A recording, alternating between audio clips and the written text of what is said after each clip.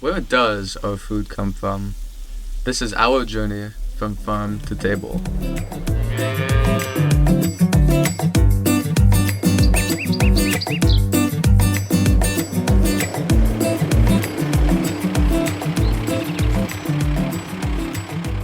David Finnegan, everybody calls me Finn. This is my 10th year, but I've been teaching for 28.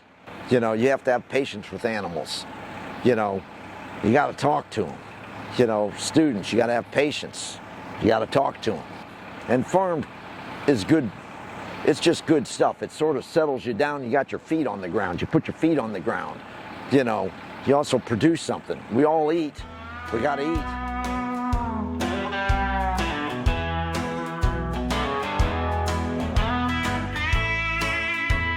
Mr. Finnegan has been farming for quite some time.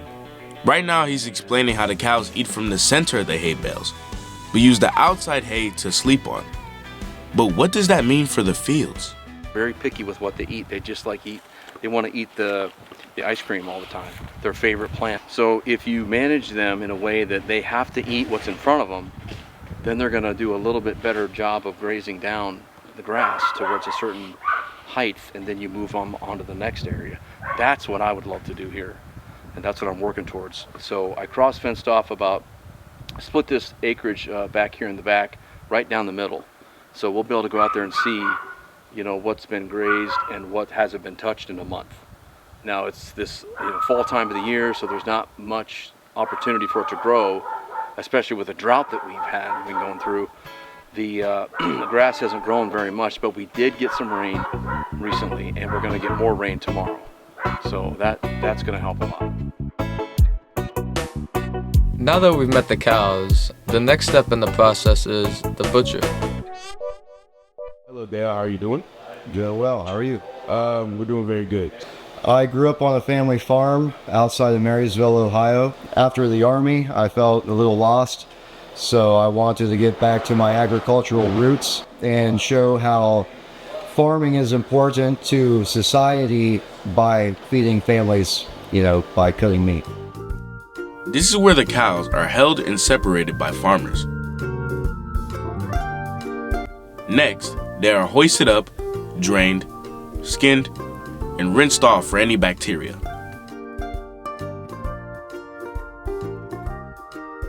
Then, they are labeled and aged in the fridge for 1 week.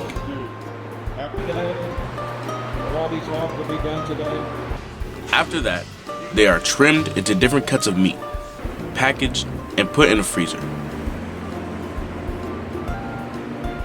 Finally, they are ready to be sold to the public.